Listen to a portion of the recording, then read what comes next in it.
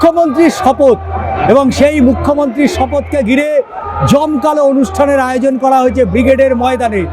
বিধায়ক থেকে বিগত দিনে যারা এই বিরোধীদের হয়ে একাধিকবার কখনো হাইকোর্টে কখনো রাস্তায় বারবার প্রতিবাদে নেমেছে এবং সেই প্রতিবাদের ফসল হিসাবে তারা আজকে সরকারে এসছে এবং এই মুহূর্তে সেই যে মঞ্চে প্রধানমন্ত্রী নরেন্দ্র মোদী থেকে শুরু করে কেন্দ্রীয় স্বরাষ্ট্রমন্ত্রী অমিত শাহ, রাজ্য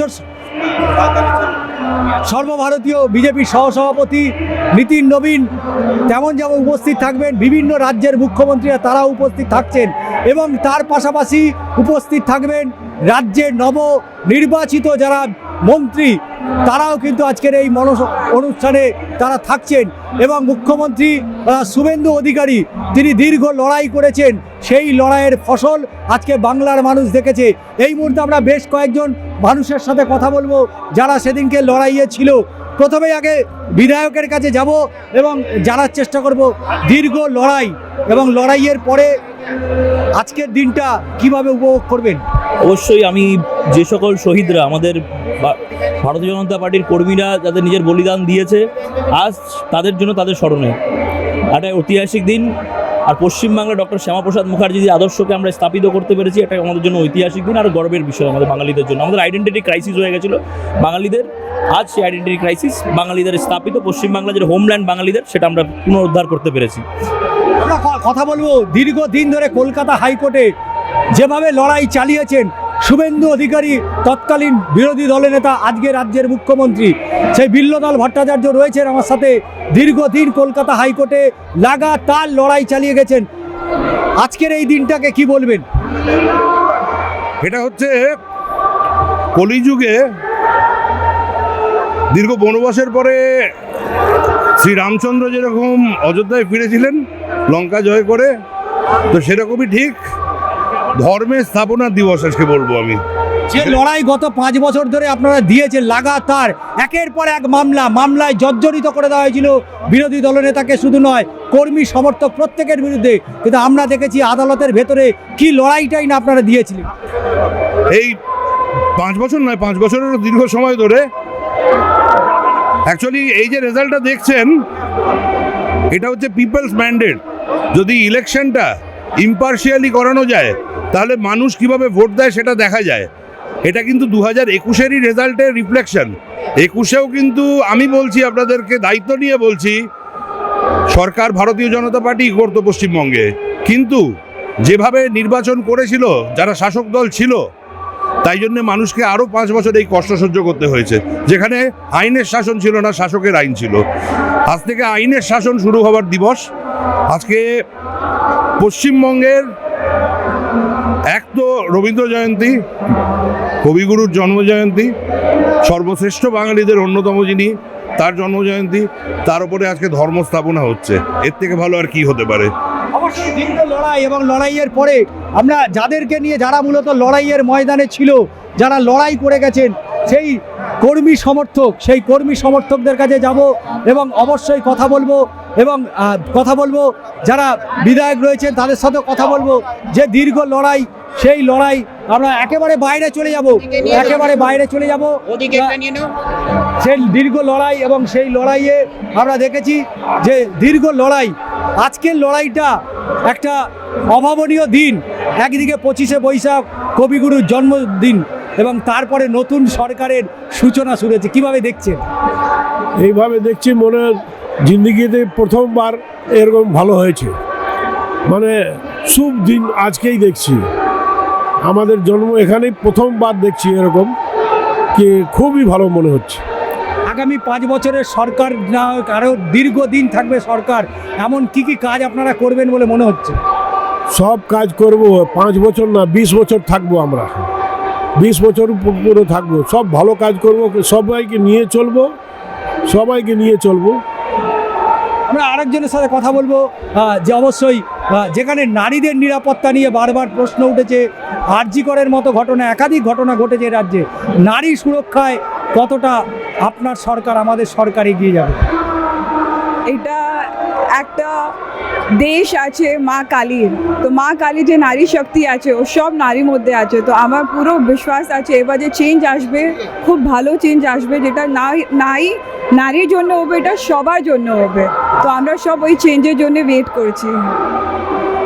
হচ্ছে অনেকের সাথে কথা বললাম, আমরা দীর্ঘ সময় কথা বলেছি, আমরা একটু বেরিয়ে যাব বাইরের দিকে, কারণ এখানে প্রচুর কর্মী সমর্থকরা রয়েছেন। রবীন্দ্রনাথ টেগোর, স্বামী বিবেকানন্দ, এনার শ্যামাপ্রসাদ মুখার্জি, এনার জয় হয়েছে, জনতার জয় হয়েছে। অবশ্যই আমরা কথা বলবো, আমরা একটুখানি বাইরে কর্মী সমর্থকদের কাছে চলে যাব এবং কর্মী সমর্থকরা তারা ঠিক কী বলছেন, কারণ এই যে লড়াই, দীর্ঘ লড়াই ধরে লড়াই চালিয়েছে এবং সেই লড়াইয়ের পরে আজকে বিজেপির যে সরকার, সেই সরকার গঠন হয়েছে এবং এই মুহূর্তে দেখতেই পাচ্ছেন যে যারা কর্মী সমর্থকরা রয়েছেন তারা একেবারে যাদের মূলত দীর্ঘ লড়াইয়ের মধ্যে দিয়ে তারা মূলত আজকে ক্ষমতায় এসছে এবং তাদের সাথে কথা বলবো। আজকে এই ব্রিগেডের ময়দানে একটা ঐতিহাসিক দিন, একদিকে কবিগুরুর জন্মদিন, তারপরে নতুন সরকারের সূচনা।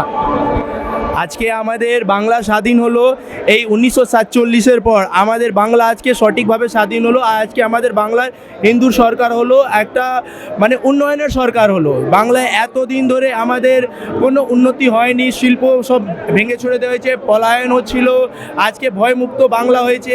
এই যে আজকে ইলেকশন হলো, ইলেকশনের সময় মানুষ এইরকমভাবে মানে ইলেকশন মানে ভোট করেছে, ভোট দিয়েও বলতে পারছে না যে ভোট কাকে দিয়েছে, কিন্তু এইখানে যে সাইলেন্ট ভোটার আজকে ভোট দিয়ে বাংলাকে বিজয় করলো। তো বাংলাকে বলবো যে আজকে বাংলা আমাদের বিজয় হওয়ার পর জয় শ্রীরাম।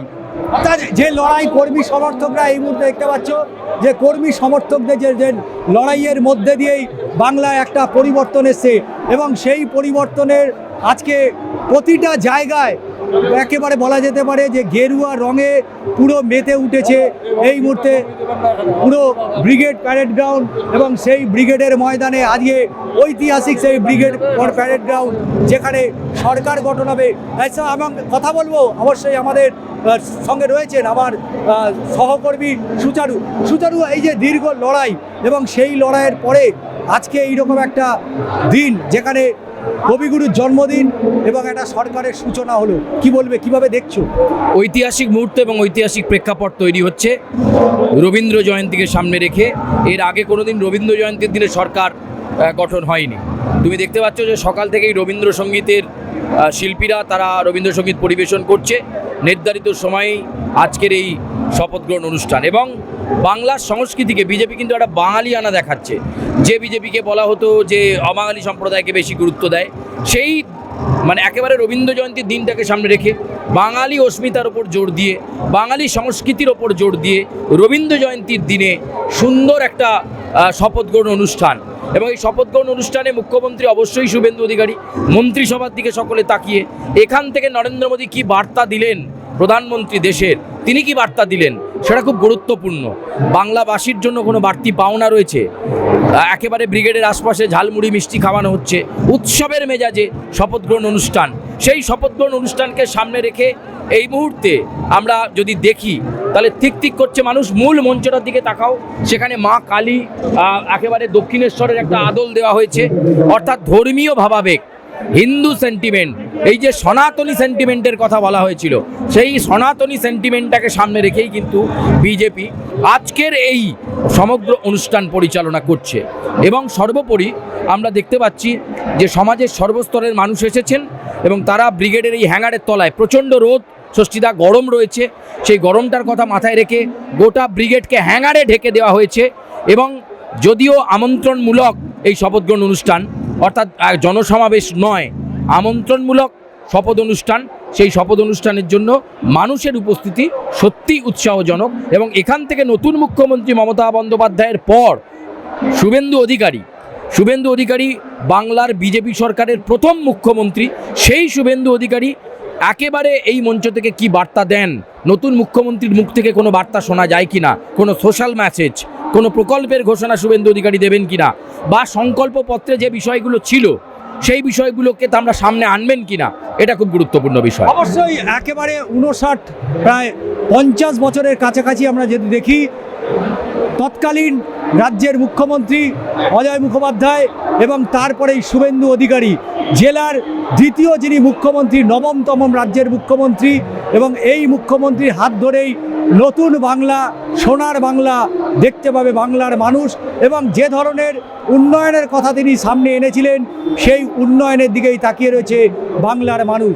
চিত্র সাংবাদিক জয়ন্ত চক্রবর্তীর সাথে সুচারু এবং ষষ্ঠী চট্টোপাধ্যায়ের প্রতিবেদন, আর প্লাস নিউজ, কলকাতা।